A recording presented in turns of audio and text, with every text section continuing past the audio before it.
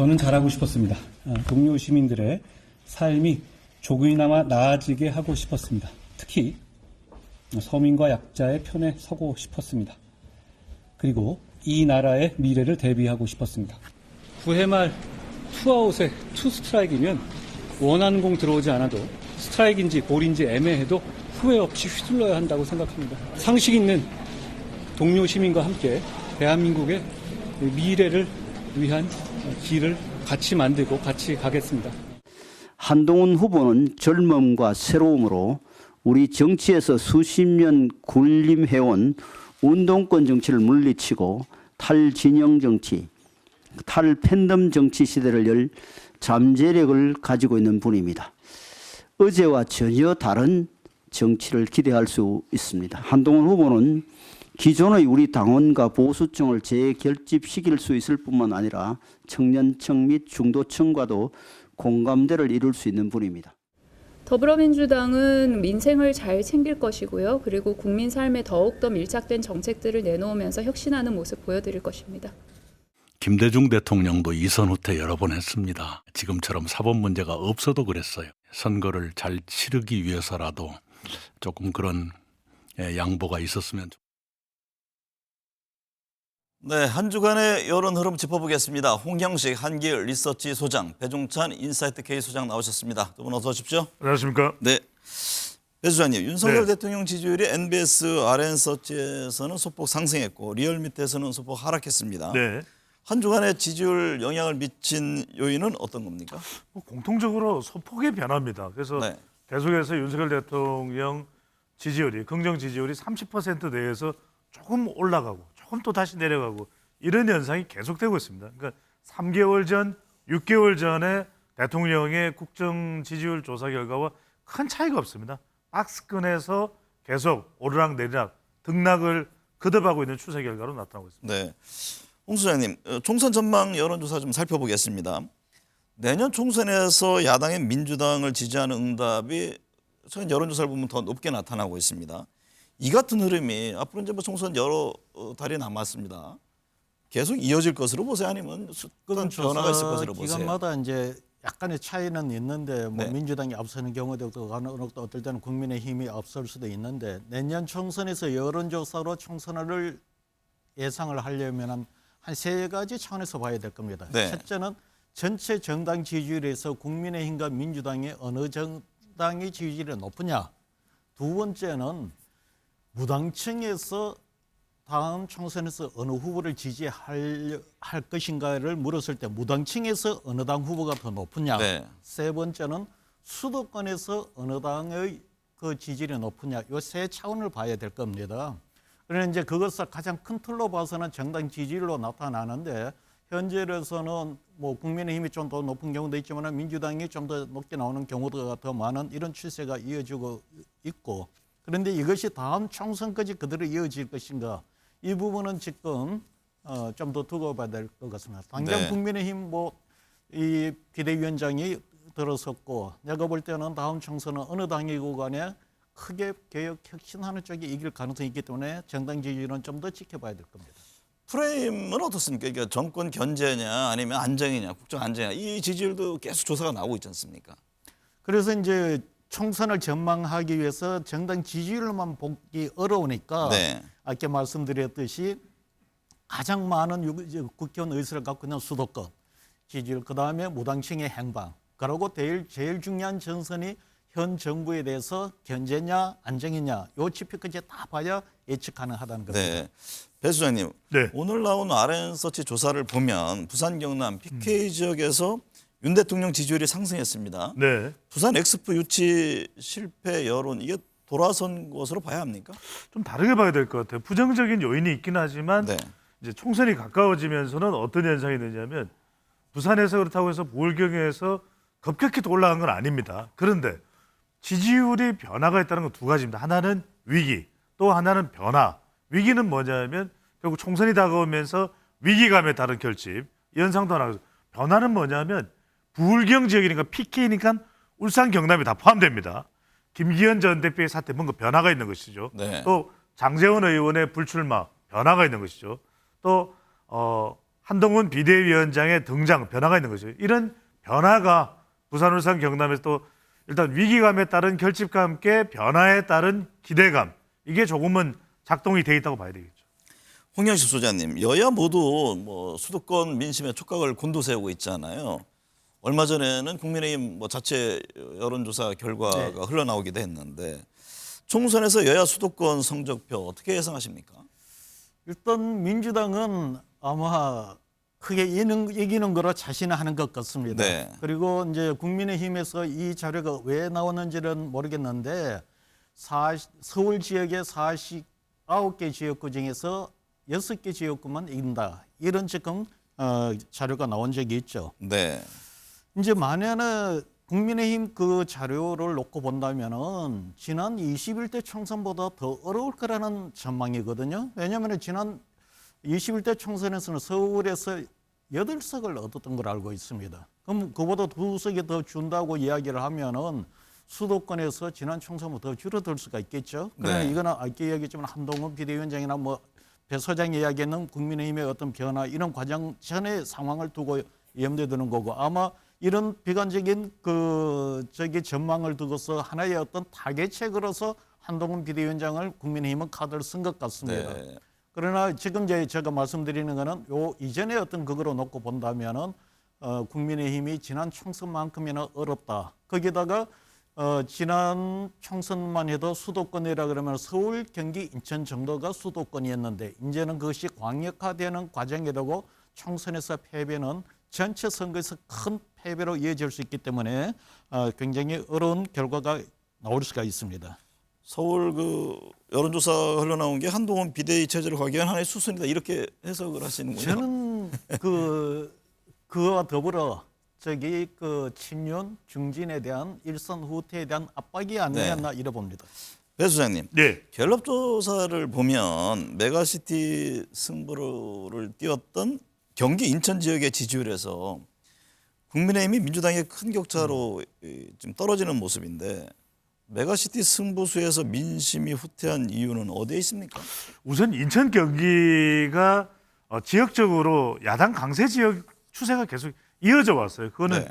경기도를 보면 가장 많은 지역구 의석수가 달려 있는데 이 지역에서 이재명 대표가 전 지사였고 현 지사인 김동연 지사도 더불어민주당 소속이고 그리고 또 현역 국회의원이 민주당이 압도적입니다. 이런 현역 프리미엄도 있는데 또 다른 이유는 메가 이슈 김포나 서울 인근의 이 도시 경기 북부에 있는 경기도 인근에 있는 경기도에 포함되어 있는 도시들이 서울에 편입돼 이거 큰 이슈 아니야 이렇게 생각하실 수 있는데 거듭 말씀드립니다만 선거는 구도와 이슈와 사람인데 내년 총선은 사람이에요. 네. 이슈가 아닙니다. 더군다나 이 메가시티 이슈가 탄력을 받으려면 김기현 전 대표 체제가 유지돼야 되는데 사퇴를 했죠. 또 오세훈 서울시장이 아주 적극적이 되는데 그렇게까지 적극적이지는 않죠. 그러다 보니까 결과적으로는 이슈가 내년 총선에 미치는 영향은 제한적이다. 결국 내년 총선은 윤석열 대 이재명 또는 한동훈 대 이재명의 사람 대결로 봐야 되는 거죠. 그건 구도 아닙니까? 그건 근데 사람입니까? 사람이죠. 결국 구도도 구도지만 네. 사람 성격이 아주 두드러지는 구도라고 봐야 되겠죠. 홍영식 소장님, 한동훈 전 법무부 장관이 국민의힘 비대위원장으로 추대됐는데 그 여러 이제 현안이 있지 않습니까? 당장 이제 비대위원을 어떻게 구성할 건지, 특검법 문제는 어떻게 할 건지, 또 뭐 당정 관계, 국민의힘 향후 지지율 흐름에는 어떤 영향을 줄까요? 지금 뭐 여론조사에 보면은 한동훈 비대위원장이 잠깐만요 물으면은 뭐 34.3% 이래 나왔다 이런 여론조사가 나오는데 이런 수치들을 보면은 대통령 지지율, 정당 지지율, 한동훈 비대위원장 적합도 거의 다 비슷하네요. 비슷합니다. 네. 그러니까 뭐 그것은 무슨 이야기하면은 확장성이 없다는 거죠. 그러면은 왜 그러냐? 강남 출신의 검찰 출신의 검찰력에 의존한 정치력을 보여오다 보니 차별화가 안 됩니다. 그러면은 네. 한동훈 비대위원 체제가 이후에 변화가 있으려면은 이유가 이전에 이런 정치와는 다른 예를 들어서 경제, 민생 이런 부분에서의 어떤 뭐라고 해야 되나 새로운 한동훈의 어떤 비대위원 체제에서 모습을 보여주면은 그것이 확장성이 있겠죠. 네. 그러나 그것을 보여주지 못한다면은 급격한 하락은 없겠지만 그야말로 지지율의 30% 초반에 갇혀 있는 이런 지지율이 될 가능성이 높습니다. 네. 배 수장님은 어떻게 보세요? 한동훈 비대위 체제에 대해서. 그렇습니다. 앞으로 많은 과제를 두고 있는데 한동훈 비대위원장으로 바뀌었다는 것에 가장 크게 국민의힘 쪽에서 이제 방점을 찍을 수 있는 것은 윤석열, 이재명 대결 구도로 갈 경우에 대통령의 지지율이 굉장히 부담스러울 겁니다. 지금 오르지 않고 있는 상황에서. 그렇다면 이렇게 되면은 대통령의 임기 지난 1년 6개월, 7개월에 대한 평가 성격이 강할 것이기 때문에 오히려 한동훈 비대위원장으로 가는 것이 좀 미래 세력대 또 현재 더불어민주당의 이재명 대표와의 대결 구도가 만들어질 수 있기 때문에 판을 좀 바꿀 수 있다. 판가리를 할 수 있을 것이다라는 그런 어떤 노림수가 있는 것이기 때문에 그게 잘 국민들에게 먹혀들게 하느냐. 이 부분이 핵심이라고 봐야 되겠죠. 또한 여론조사를 보니까요. 장재현 의원의 불출마와 김기현 대표 사퇴가 국민의힘 총선에 긍정적인 영향을 줄 것인지 물어보는 조사에서 영향 없을 것이다 이런 응답이 과반을 넘는 것으로 나타났어요. 이거 왜 그렇죠? 왜 그러냐면 당연합니다. 이제 시작이에요. 시작이기 때문에 평가가 바뀔 수밖에 없다. 그러면 3단계를 거쳐야 됩니다. 자, 이렇게 불출마하는 것도 더 이어져서 이른바 희생이라고 하는 것이 강조되었을 때 지지층들이 결집할 수 있을 것이고, 두 번째는 뭐가 필요하면 혁신입니다. 어떤 공약이 제대로 개발돼서 나와야 되는데 이걸 한동훈 비대위 체제에서 할 수 있느냐, 이게 매우 중요합니다. 이렇게 될 경우에 혁신적인 공약이 쏟아져 나올 때 이른바 무당층 그리고 또 수도권 또 그리고 무당층이 흡수가 될 수 있을 거고, 마지막이 중요합니다. 공천이 가장 중요한데 한동훈 비대위에서 대대적으로 여성 청년 공천이 가능하냐, 이걸 통해서 중도층 드디어 그다음에 2030 MZ세대가 그제서야 결집이 될 수 있다. 지금 이 여론조사가 왜 이렇게 박하게 나올 수밖에 없냐, 이제 시작이다. 홍영희 수장님, 갤럽 조사를 보면요. 국민의힘 지도부와 중진이 불출마, 험지로 가야 한다 이런 응답이 과반을 차지했는데, 통상 총선 때 보면 항상 이런 여론조사가 나오고 응답들이 그렇게 높게 나오는데 공천 과정에서 어떤 민심의 변화 반영할 수 있을까요? 당연히 인물을 어떻게 교체를 하고 새로운 인물을 내느냐에 따라서 지지율의 민심의 변화는 있죠. 그런데 이제 내년 총선은 잘 보셔야 되는 게 2004년도 17대 총선하고 많이 닮았다 보시면 될 겁니다. 2004년도 17대 총선이 뭐가 하면은 탄핵 그때 있었던 시절인가요? 네? 탄핵. 탄핵 2007년 탄핵도 있었죠. 네, 탄핵 네. 직후에 있었는데 그때가 뭐가 하면 탄핵 그 과정에서 구 정치에 대한 어떤 역풍이 굉장히 컸었어요. 네. 그러다 보니까 한나라당이 코너에 몰려서 한나라당의 대대적인 물갈이 요구가 있었습니다. 뭐 50명, 100명 도대체 얼마를 물갈이를 해야 이겨야 될지 말아야 될지를 놓고 논쟁을 벌어졌는데, 그때 그 당시 그 국민의힘의 한나라당의 중진이 용단을 내리죠. 뭐 김용갑이라든가 정형근이라든가 이런 분들이 용퇴를 하게 됩니다. 그래서 사실 예상했던 인원수만큼 덜 이 물갈이를 하면서도 효과를 냈었거든요. 네. 지금 국민의힘은 지금 볼 때 불출마 선언 지금 한 명밖에 없어요. 김기현 대표도 불출마는 아니에요. 네, 아직은 그래서 아니죠. 지금 국민의힘의 어떤 지금 인적 교체는 배 소장이 이야기했듯이 이제 출발이지 민심을 움직일 만큼은 아직 아니더라고 보고, 만약에 그런 변화가 있다면 당연히 여론의 변화가 있습니다. 민주당 상황 살펴보겠습니다. 배 수장님. 네. 이재명 지도부의 사퇴와 통합 비대위 출범 주장에 대해서 응답자의 47%가 동의한다고 답했습니다. 이게 이제 결국에 시점이 중요하잖아요. 그렇습니다. 언제 할 것이냐. 예. 향후 어떤 전망이세요?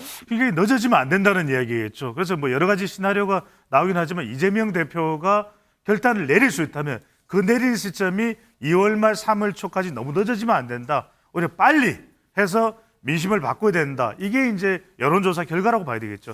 하지만 민주당 입장에서는 네. 이런 여론조사를 보면은 어쨌든 현재 상황에서는 총선 압승 결과로 나오는데 지도부에서 그럼 그걸 흔쾌히 받아들일까요? 총선 압승은 아닙니다. 총선 구도상으로 야당에 유리하다는 결과가 나오지만 총선에 투표할 정당이 어디냐 물어보면 그렇다고 해서 모든 조사에서 절대 다수가 민주당이 더 우세한 건 아니기 때문에 여전히 위기 상태거든요. 네. 그래서 위기 상태에 또 이 응답자 구성을 보면은 중도, 자영업 그리고 서울 지역은 여전히 심상치가 않습니다. 호남도 이낙연 전 대표가 지금 정조준하고 저격하면서 꿈틀꿈틀거리고 있거든요. 이런 상황에서 그러니까 계속해서 이 여론이 이 조사뿐만이 아니라 다른 조사도 유사한 조사가 나와요.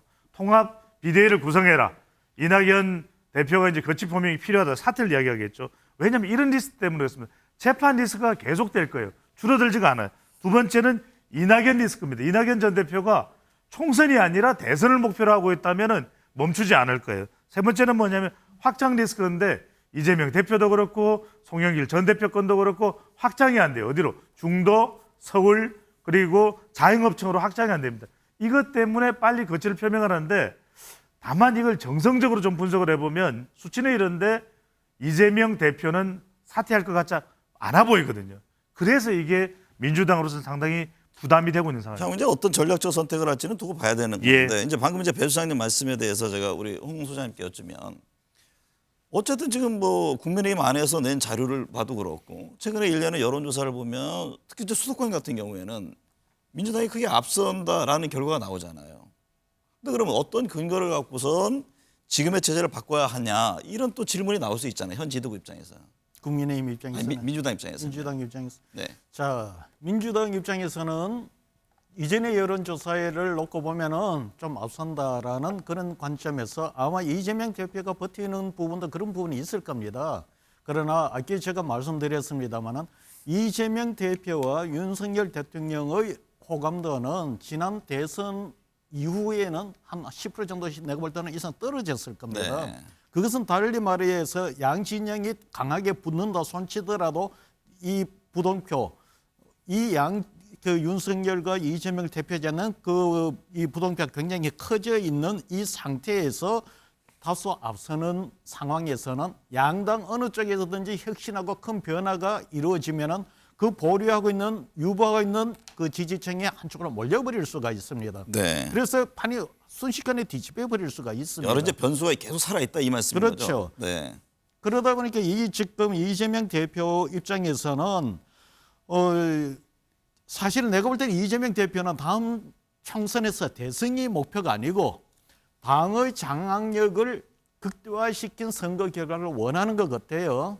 그러다가 선거에서 만약에 패배한다면 이재명 그렇죠. 대표가 그러다 잘못해가 유지될까요? 패배해버리면 이재명 대표도 다음 그림이 네. 없어지니까 그 문제를 놓고서 아마 고심을 하지 않나 이렇게 보여집니다. 네. 이재명 대표 얘기 나왔으니까 지금 어쨌든 통합행보 보이잖아요. 김부겸 네. 전 총리 만났고 28일 정세균 전 총리 만날 예정이라는데 다음 달 1일과 2일에는 권양숙 여사와 문재인 전 대통령 예방 계획인데 이 같은 통합행보가 지지율이나 총선에는 어떤 영향을 줄까요? 통합 행보가 중요한 게 아니에요. 네. 결과가 중요한 겁니다. 지금 통합 행보가를 보인다는 것은 이재명 대표도 통합에 대한 요구가 굉장히 크다. 이 문제를 필요성. 어떻게든 네. 해결하지 않으면 다음 총선이 어렵다는 생각을 하기 때문에 통합 행보를 보이는 겁니다. 그런데 문제는 통합 행보를 보여서 지금 전 세 총리를 같이 선거에 참여를 하고 전 대통령 거기도 하고 그리고 뿐만 아니라 국민들이 당의 의사를 이렇게 참여할 수 있는 통로를 만들어 준다면은 그런 결과를 만들어낸다면은 그야말로 통합이 완성이 되고 선거에 승리를 하겠죠. 그러나 만에 하나 통합 행보만 보여주고 통합에 대한 결과를 내놓지를 못한다면 오히려 행보를 안 보인 것보다 더 못할 수도 있죠. 네. 배 주장님, 예. 이재명 대표와 이낙연 전 대표 막판 회동 가능성은 어떻게 보세요? 지금 김부겸 전 총리, 정세균 전 총리가 만난다는 건 아닙니까? 네. 지금 민주당 안에서는 어떤 견인하기 위한 그런 역할 때문 아니냐 이런 또 해석도 나오던데요. 그렇습니다. 저는 이 명락회동은 할 가능성이 불가피하게 필요 충분 조건으로 반드시 있을 것이고 왜냐하면 안 만날 수는 없을 거예요. 이낙연 전 대표도 끝까지 또 만남을 거부하기는 어려울 텐데 여기서 핵심은 저는 DJP 그리고 노무현 정몽준 때의 노무현 당시 후보의 그 태도를 이재명 대표가 취해야 된다. 왜? 첫 번째는 뭐냐 하면은 만남입니다. 무조건 만나야 됩니다. 그래야 호남의 수도권 표를 견인할 수 있다. 두 번째는 희생입니다. 이재명 대표가 만나자마자 병리평이고 그다음에 통합 비례이고 다 내려놓겠다. 이낙연 전 대표 의견을 전격 수용하겠다. 그러면 자영업청, 중도청, 무당청이 다 들어올 수 있습니다. 여기에 바로 그 통합 비대위에 이낙연 전 대표도 역할을 해달라. 제발 민주당을 지켜달라. 이렇게 이야기하면 여성 2030 MZ세대까지 들어올 수 있는데 이재명 대표가 어디까지 내려놓느냐. 이게 핵심이라고 봐야 되겠죠. 홍 수사님 오랜만에 오셨으니까 신당에 대한 여러 이제 해석들이 있잖아요. 네. 지금 이준석 전 대표 움직임이 있고 또 이낙연 전 대표 또 다른 분들도 있는데 내년 총선에서 이 신당의 영향력을 어떻게 보세요? 자, 이 부분은 국민 여론의 지지율로 놓고 본다면은 영향이 적다고 할 수가 없습니다. 네. 자, 우리가 해석할 때 여론조사를 하면 이렇게 해석합니다. 신당이 필요하냐 안 하냐 이렇게 물어서 40% 필요하다, 필요하지 않다고 50% 나온다. 이러면은 영향력이 없는 거로 생각하는데 그거는 아니에요. 왜냐하면은 그거는 절대평가인 거고 그렇죠. 정당 지지율은 상대적인 그 지지율을 얻는 겁니다. 실제 신당을 대비해서 지지율이 얼마가 나오느냐에 따라서 그 가능성을 보는데 뭐 토마토 뉴스 여론조사도 있지만 저희들 한길 리서치가 16, 17, 18일 날 이 아주 경제하고 1,400명 조사를 한 게 있습니다. 요거는 네. 상관이 그 홈페이지가 참여하면 되는데 거기에는 꽤나 높게 나와요. 예를 들어 이준석 신당을 넣으면은 한 14% 정도가 나오고 네. 이낙연 그 신당을 넣으면은 그거보다 좀 더 높게 나와요. 아, 높게 나옵니까? 예, 오히려 네. 더 높게 나와요. 네. 그래서 지금 이게 그렇게 해서 사자 대결 구도를 가보면은 이 이낙연 신당의 경우는 신당만 했을 때는 19%, 20% 정도까지 나온단 말입니다. 네. 그래서 내가 볼 때는 지금 낮은 그 지지율은 아니에요. 물론 여기나 토마토는 이낙연 신당으로 했지만은 지금 저희들 조사는 이낙연과 민주당의 비주류가 같이 했을 때를 물었던 겁니다. 아, 질문 사항이 내용이 다 예, 좀 다릅니다. 네. 그래서 이제 이 구도가 어떻게 잡히고 그냐에 따라 다른데 국민의 여론상 놓고 본다면 필요 조건은 어느 정도 충족이 되어가 있습니다. 문제는 정치적 리더십이 어떻게 신당을 끌어가느냐 이것이 관건일 겁니다. 네. 앞으로 뭐 남은 기간 동안 여러 변수가 있겠죠.